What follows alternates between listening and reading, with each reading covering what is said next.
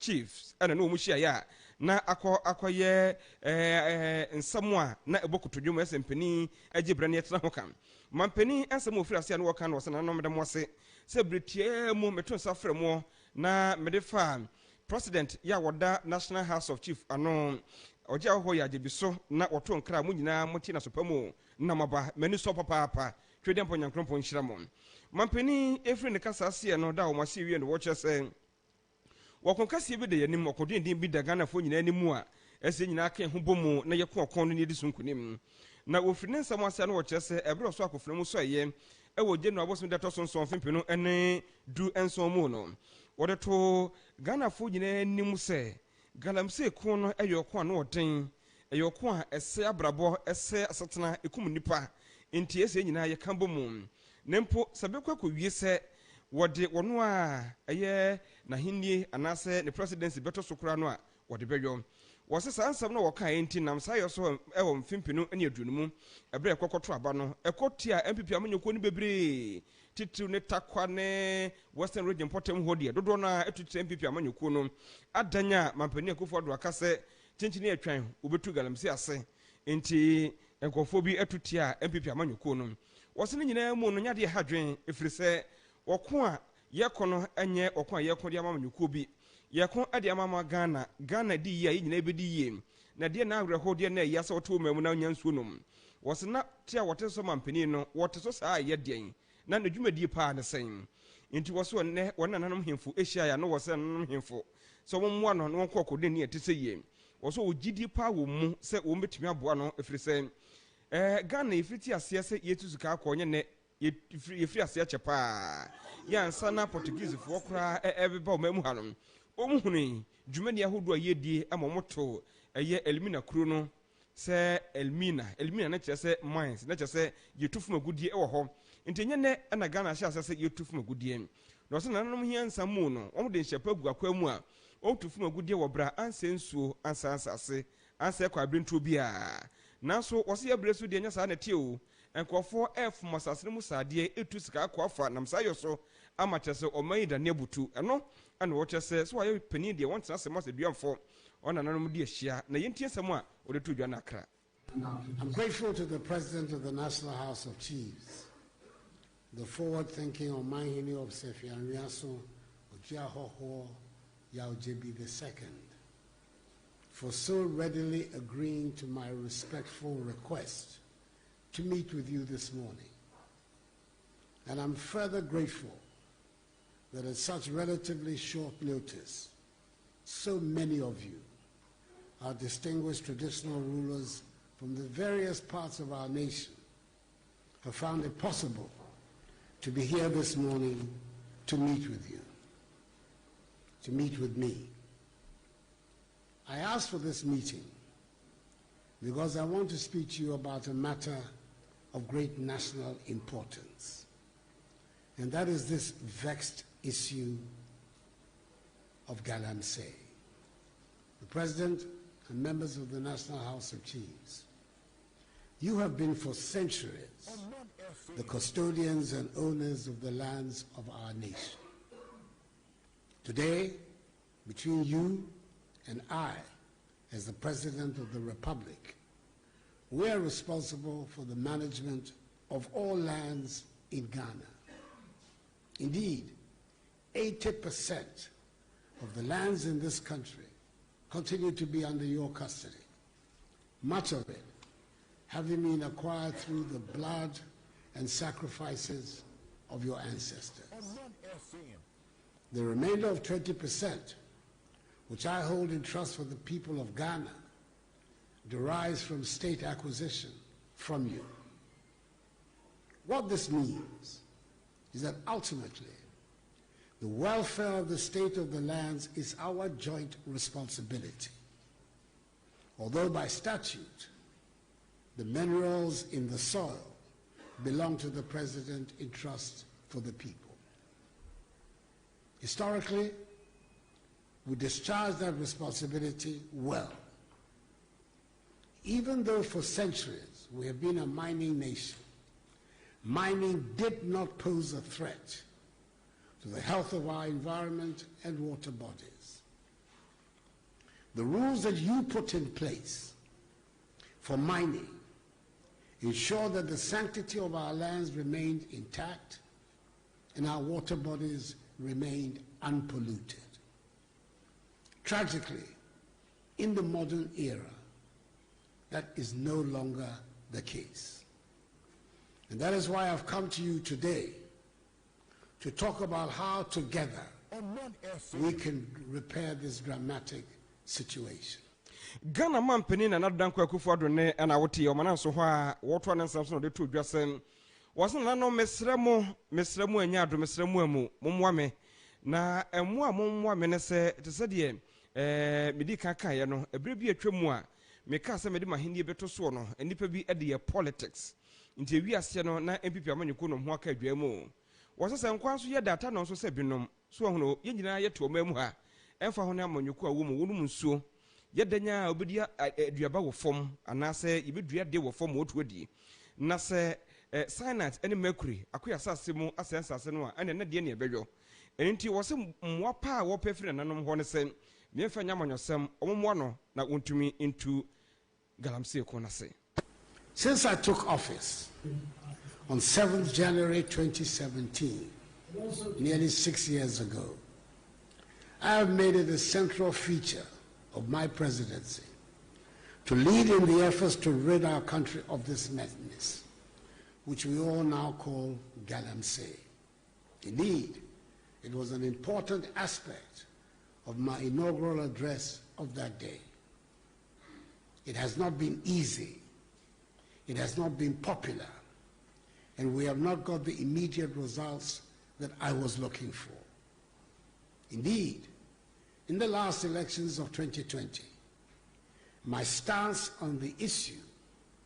cost my party and I significant losses in the mining communities. It turned out that my statement that I was putting my presidency on the line in the fight against galamsey was neither bombast nor recklessness. It was the simple truth. We have tried many initiatives, including that of the community mining scheme and the establishment of a new legal regime for dealing with the perpetrators of this phenomenon, which has imposed severe sanctions on those Ghanaians and foreigners convicted of illegal mining. Still, we have not won the fight. It is obvious that if we are to win the fight, you and I have to take the lead to collaborate closely to do so. And that is why I'm here today. After our meeting, I'll also be meeting with the other half of local government, the metropolitan, municipal, and district chief executives in the 90 metropolitan, municipal, and district areas across the country where mining activities take place, to seek their active collaboration too. There are many requests I intend to make of you in the closed-door session of our meeting. But one of the most significant, which I have to state now, is to seek your assistance to take partisan political interests out of the fight against galamsey. It can only succeed if it is a truly national battle, which no one seeks to exploit for political gain, as we saw in the last election. The progress of our country depends on all of us, all citizens of Ghana. Ghana man penin na nadanko akufo adone na wote no woche se Ghana nkwani mu no ejire nyina daye som nananom se galamsey ekun yebetumi akon adi so nkoni mu a na agye yi amanyosem firi mu enti wosrada se nananom nyina muwa no wo wie ne nsam kwakwa nananom hye mu no ana ode to dwa se wono wontiefo magudie tuo da bi yetu godu ache Ghana ha tinye ne ana wobeka se utia demo no kwasam no se ekwa anye fa so tuo no na emmoa Ghana kanko na yintie mampani. I've said it before. We are not against mining. But we cannot accept mining in a manner that risks destroying our country. Our nation has always been a mining nation. Indeed, in the 15th century, when the first Europeans, the Portuguese, came to our shores, they called the first European-influenced town Elmina, meaning the mine in Portuguese, because from their ships, as they approached our shores, that is the activity they saw our people engaged in. It is not surprising that in colonial times we were called the Gold Coast. I ask all of you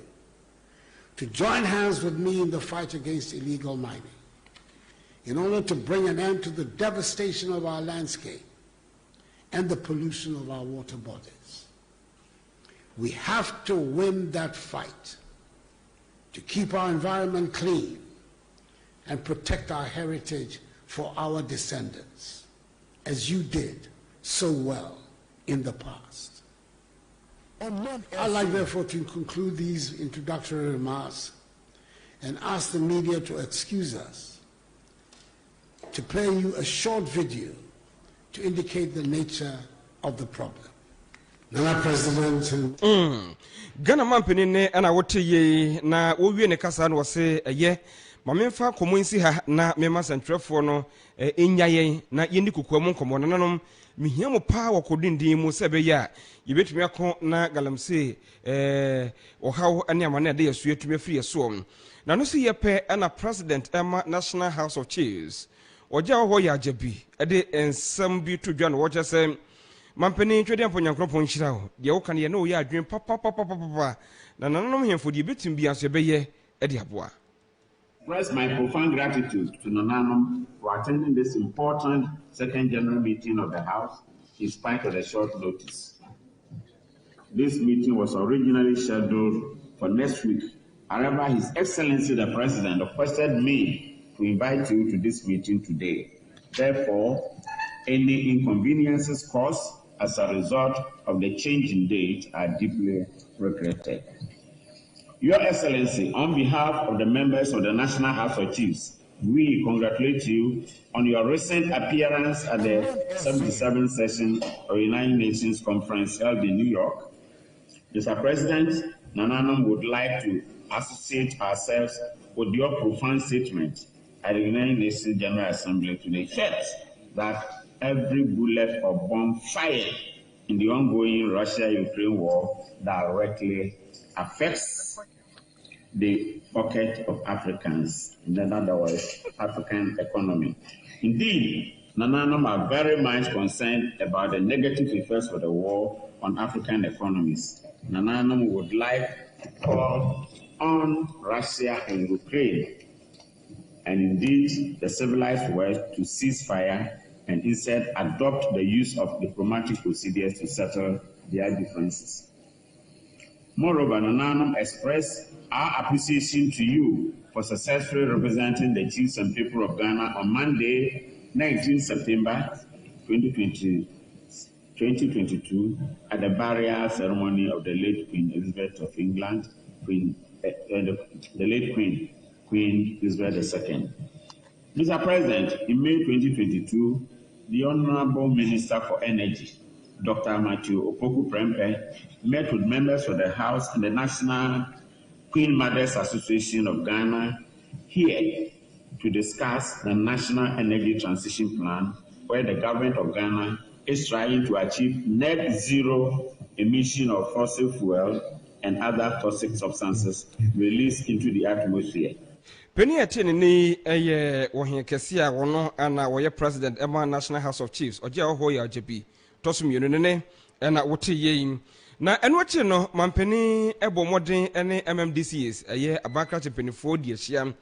na omunhia die mu no na soafo no hwe papa mambu ne mpuntu ho nsem so ono bodambotwe ede nsem bi to dwa no wo kyese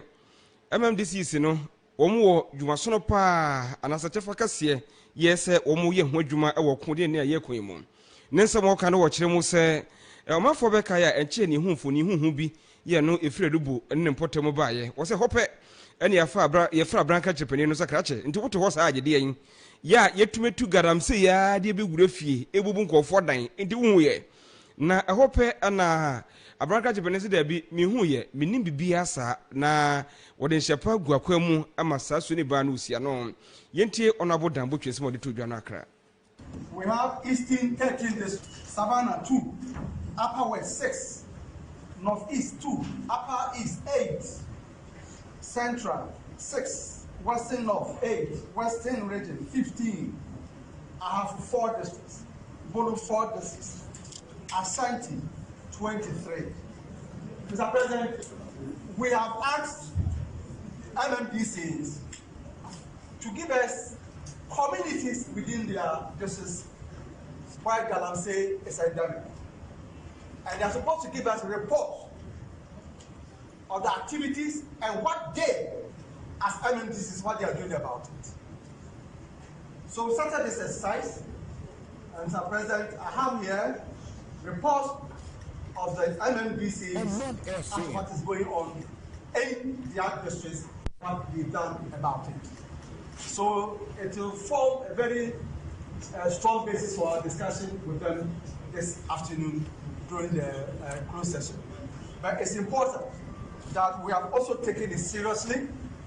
Even when we get videos on social media,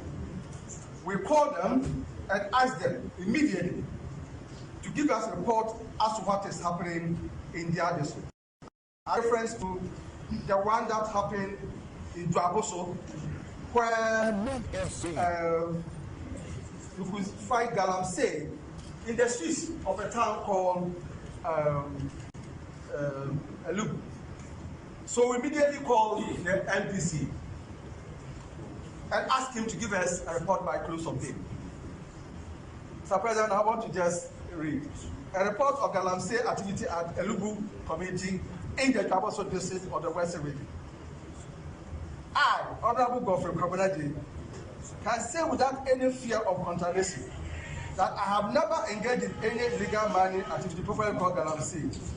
As the President representative in the district, I owe it a duty to protect and preserve the resources within my jurisdiction. Indeed, the President of the Republic of Ghana, His Excellency Dr. Akufo-Addo, has been declared to his appointees to support the fight against illegal mining. Therefore, as the head of the district, I would like to make the present commitment a reality. Then he goes on to tell us what happened, the actions he's taking,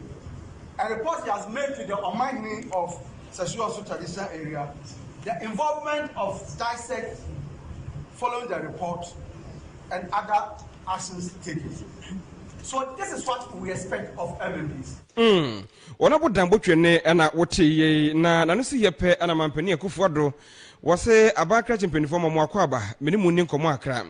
ba me ba ye ma mbese mbehunu bia na sembete tia ubia da bida na modie wo mu ne sebe ba se meni mu nyina ebedi nkomo ne aye adwuma bom na illegal mining anase fumagudi etu no kwambone so ye de sensuo de sense ase no yetumi etu ase akra wo mamu ha mampani nsem wo kana se wose minim de ekoso omadwemu de ne mum de mpese mote ase de se me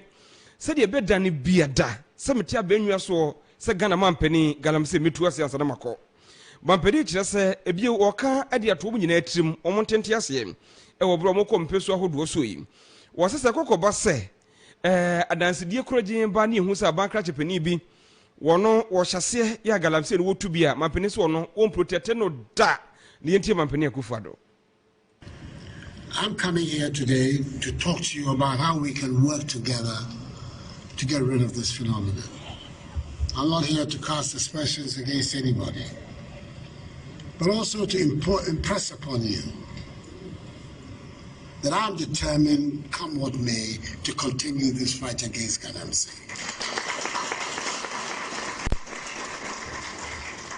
I'm aware that in the last election,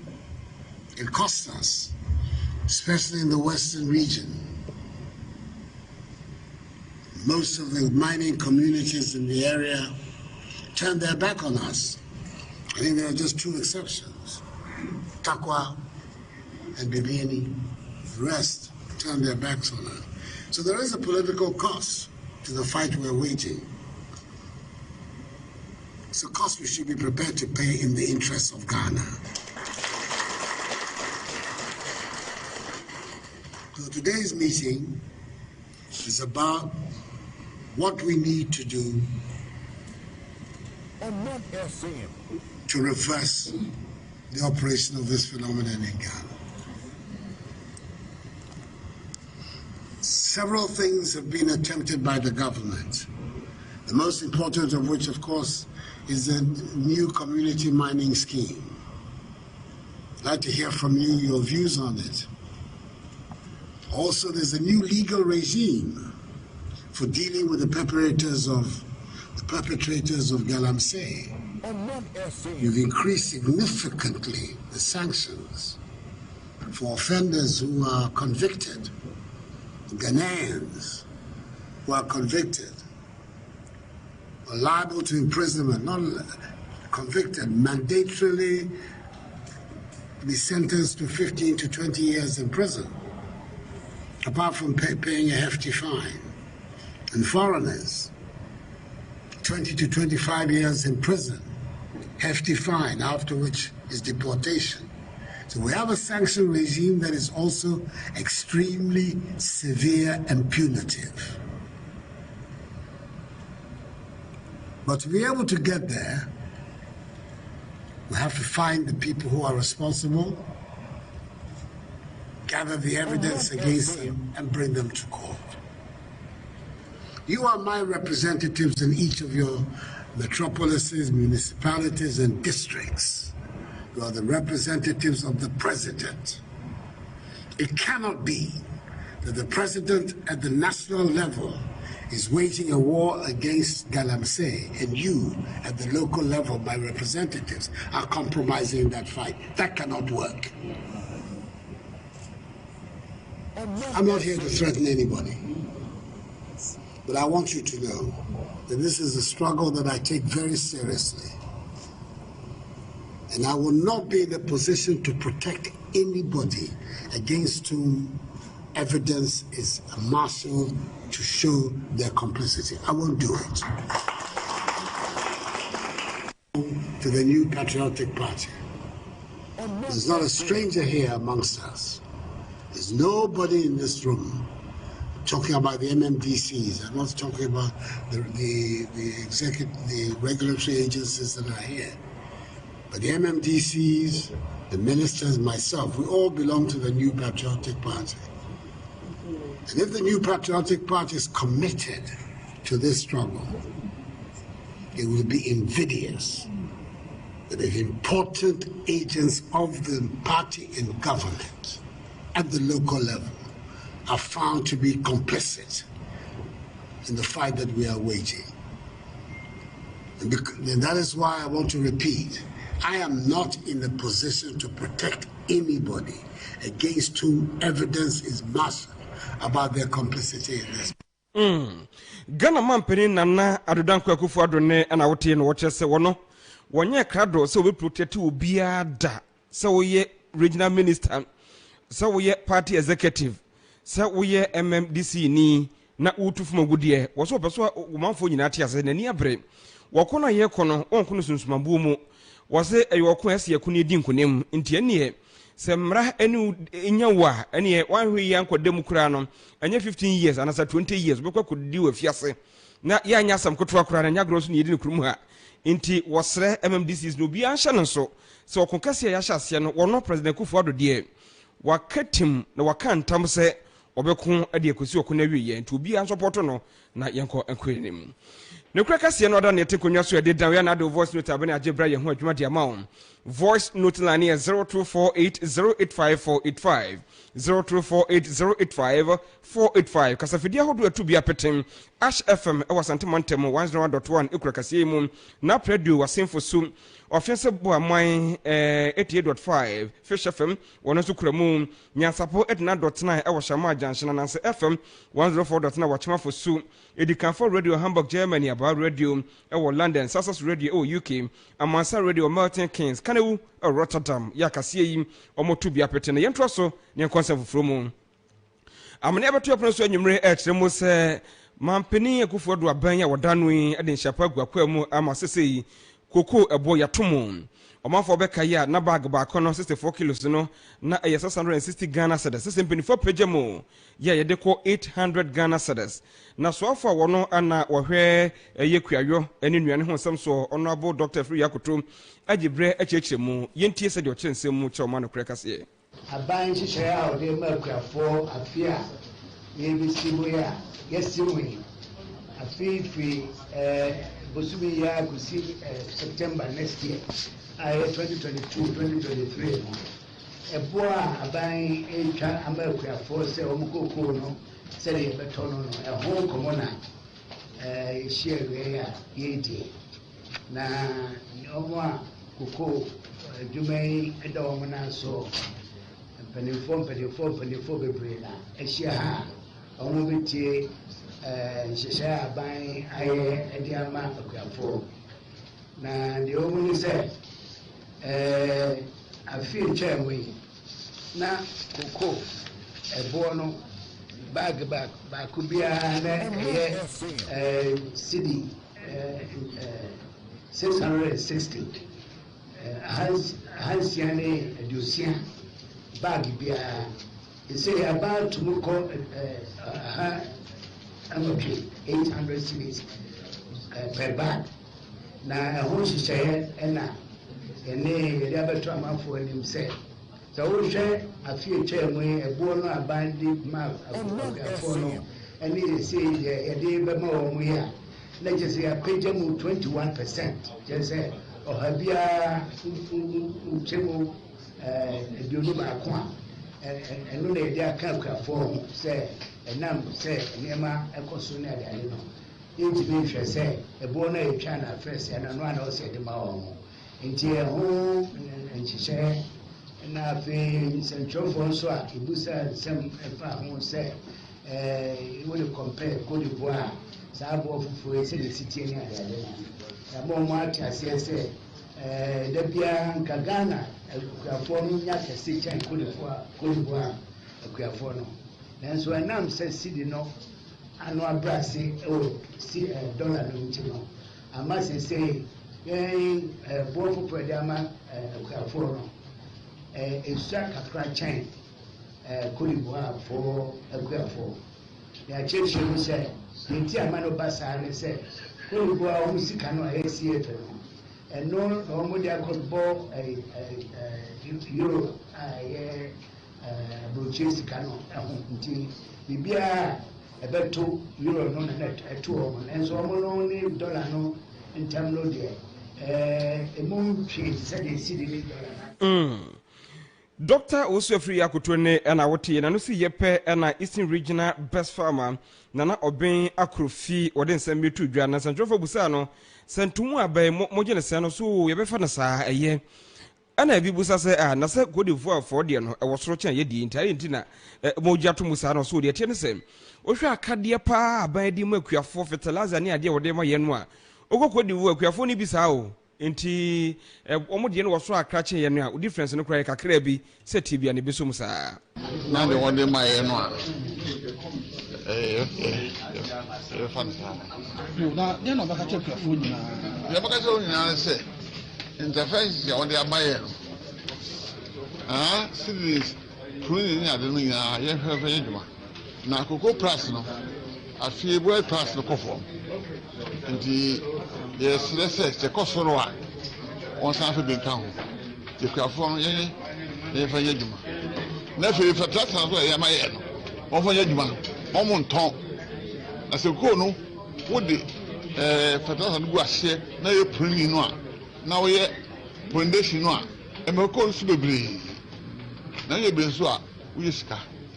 nti ye hwe na ko no a business na ye ni na se afi Cote d'Ivoire for no no woni kakra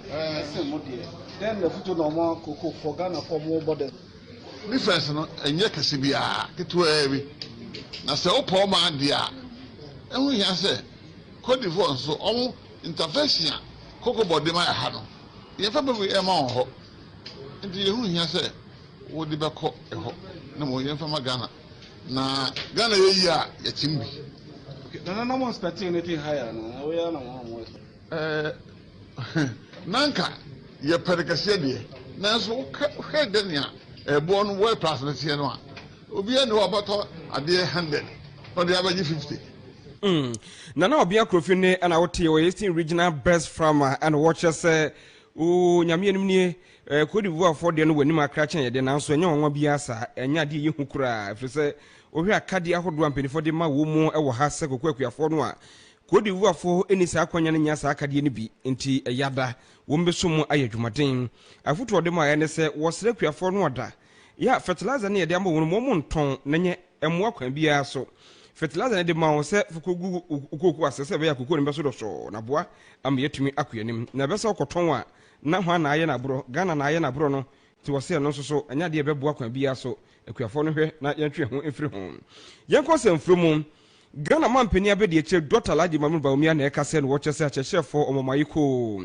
ene eye World Teachers Day na odu eni kire eye UDS mu a me kire University of Development Studies mu a mpenifo bodwa data ye dwumadi kese ho na ho ana na esenke mampani anadan kwakufor do ko na okokasa wasiem wantumi ankro no na bedi eche Dr. Laji Mamu Baumia bo anan ekoho ana odin sema hodo bi tudwa no woche se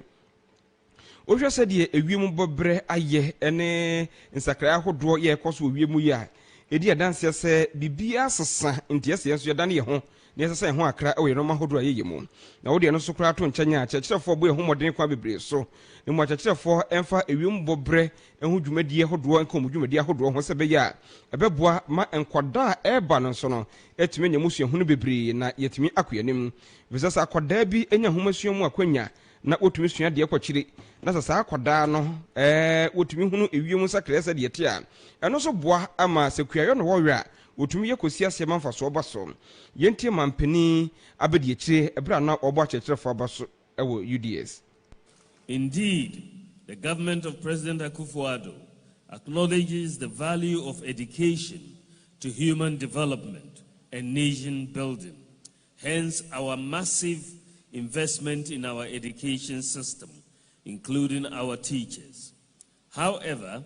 the massive investment in education will come to nothing if our teachers do not rise to the occasion and respond positively to the great vision of transforming our nation through education. It is a proven fact that no nation in the world has developed without a conscious investment in its education system and the teachers who deliver the education. Teachers are profoundly essential to our world because they deliver education, and as the world acknowledges that education is the most important weapon that fights poverty, insecurity, environmental degradation, gender and racial discrimination, diseases, and many other human sufferings, it is important that those who deliver education are well acknowledged and appreciated. Indeed, the theme for this year's celebration, the transformation of education begins with teachers, is so captivating and synchronizes very well with government's transformation agenda in education. Our education transformation agenda hinges on training our people to be creative, innovative, critical thinkers, and technologically astute to lead our forward march towards the fourth industrial revolution. It is in the light of this that the government has introduced the standard-based curriculum that focuses on the 4 R's: reading, writing, arithmetic, and creativity. Ghana mampani abedi eche Dr. Laji Mahmoud Baumia ne na wote ye na busuando do ade untum paba si ankenkan akramfa ma Hele Salasin Patriotic Voices go so no de aba no so nchiakese ma honorable Alakojo Chamanten na wase obetumi aka ne pain say galamsey no sɛ de mampani ama ne hom ne so yi na ni abrim sɛ tie bia ne betumi adi so nkonim ama na boam yakɔ anim pa Davison Humphrey wase wogidi sɛ asa mampani de wa bia na wama no mamu ago kakra ɛno ti na asankɔfo afrabro nya ho ɛwen krakase no na ne nyina mu no sɛ mampani akeka ne ho yi wo de mo hwɛ galamsey to betwa Ampofo Henry ɛna wase stop gala at Achem akrofufu wase kata hade galamsey no nkɔfo dida enya kura sɛ de nkɔfo fontam asase sensunsu no o kan so bebo otu akun ama ayiwe kama ɛna ya adwa hɔ no na ne kwa mo aboate no wase Abrekuma Central eke Dr. Baomia is coming wase first of all wode enchia kɛseɛ pa ma Mr. Robert Lamte CEO ma Ramco Roji Company Limited yo ne de no wode nchia and wode nam Derek Aite was a good evening dodo na dom de aba na yakua ni mu no ye bepe na yakenkan ni nyina da minni krato tew emra me ba no kraka siensa ye beto aso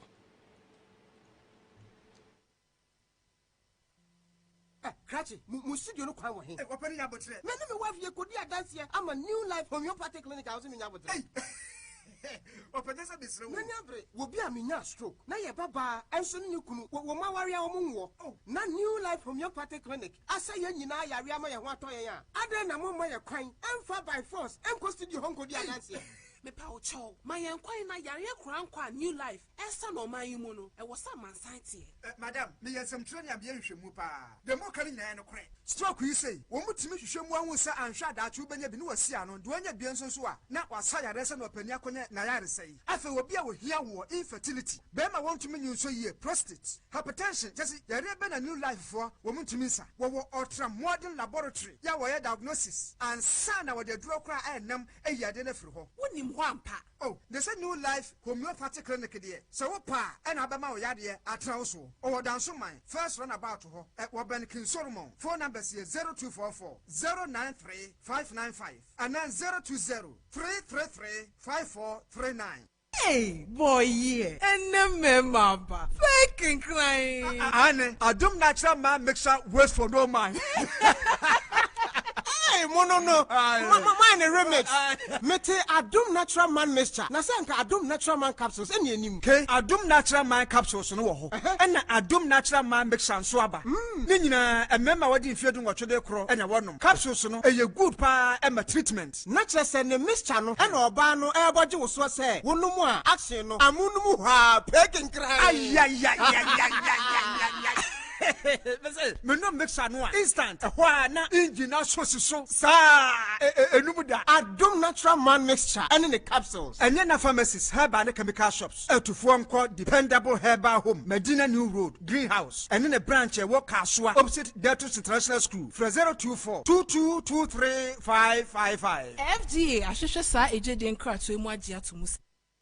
Adishia sam makwa abadeba no kreka sie so da mu ase se kasafidi nda so da ha ne fa se de mu hwam emanyiku ahodo ne me so se de nyina yenim no edu kuada ya na Dr. Victor na adan kwatena se na wode apomudin encheche e de amawon titew na yensore na the time center se or watch heart rate monitor watch a kira koma mpedo do ebo so ahunu se be ya wonya bia bebo woni etu bia koton so no was we be no prato ho eno ane so be call Makola shopping office 2 the store number near GF061 na friend on 0205 355 884 0205 355 884 Vitank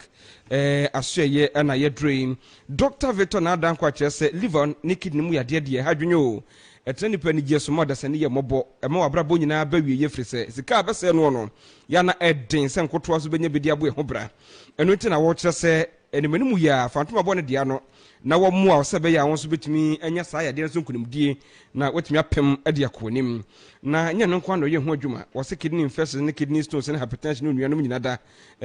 diabetes ne prostate enlargement wo de ba obete ne tedi amount Vidank Dr. Victor na adan kwa na Dr. Fo mfidi no nam na omo wadaje nso onipa ho Sprinters Road and wo Coca-Cola runabout Fidelity Junction wo Standard Chartered Bank na chi 0549 951-211 and 0502 661 346. WhatsApp number 0273 13 1059. Vidank was a fix your health. aqua equipment de bɔ ne mmara ne sɛ water go flow wɔno ɛna boho wɔdrele ma wɔ a mfrɛhyia pem na da so wɔ hɔ a wɔha bia mɛkyire fi sɛ wɔdrele ma no kɔ fam kɔsa setire mu nti wonya ne wanya dwapadeɛ wode no so to nkyanya sɛ wɔtu nsuo na nsuo no awen wɔ mu anasɛ ɛyɛ salt water wode ahwie nya yie anasɛ ɔpɛ sɛ o construct swimming pool ɛwɔ fie mepakyɛ ɔba bɛyɛ ne kama ɛde ama wo ne deɛ na wɔyɛ ma wo a ɛmpaapae ɛnyɛ hwee akwadaa nso koraa ntumi nkotom fi sɛ nsam so wɔde yɛ mu no yɛ na ɛni kan ɛno akyi beverage and water factory setup machines ɔwɔ bi wɔsɛ me nka nkyerɛw sɛ bottle filling machines nti sɛ woyɛ nsuo na wopɛ machine de afele no ɛno asɛ wɔbɛfrɛ no woni ha koraa coil sachet machine jar bottle machine reverse osmosis systems ne nyinaa yɛ nɔɔma ahodoɔ a aqua equipment wɔ yɛ wɔde ɛdom wɔ nɔɔma no yɛ papa nti wɔma ho warranty wɔsɛ ho gu nsuo gu nkra safa bra na ɔka ho asɛm fa ma wo na abɛfrɛ no wɔ 0545 222 612 0545 222 612 aqua equipment yɛsɛ water go flow dependable herbal home ɛne aduru adom molecule mixture ɛboɔ tu atire di ase adom coplus capsules ɛno nso boa wo ama koko wadi so nkonim na adom nachama mixture no so edi nkonim ɛwɔ ɛbra bɛma yɛ mmerɛ no woni vigor no woni stamina na premature ejaculation kuno no ɛno nso bɛboa bɛma ladies care no boa mmaa paa kyitiri na fikyiko mu nsɛm wobɛde ho afiri mu Little George wɔ tema 25 woduru hɔ abenya bi PV me run about in pebble so dan ntem no won dependable atira kwa modena ni road greenhouse ka so so woni datus na bo hwede mu fra 0242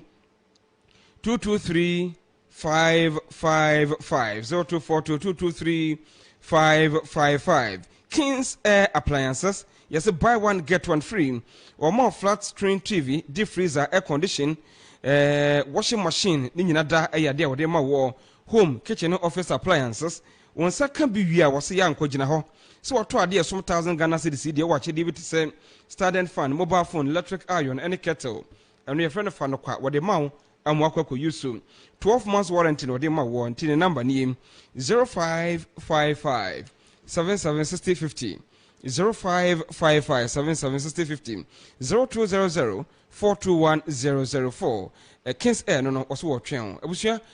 aha ana yɛde kaseɛ no ɛsie sɛdeɛ anim da no yɛme mu so na vidank ɛde ne de abɛtoa so na mefa sadama aboafo deɛ na Dr. Muzio kan wɔno ana ɔsa kaseɛ mu ma meɛ ne menua kofi antimi amedru na awurade adomada wagye ne tata baabi ɔkɔɔyɛ no ne ho yɛ paa ne mpo mu wɔden owura Barnabas ama agyadi ewo wɔ no ɛna de me kɔ Facebook ɛne YouTube nyina da me amedi ho kyam medin ɛne katotwie mensa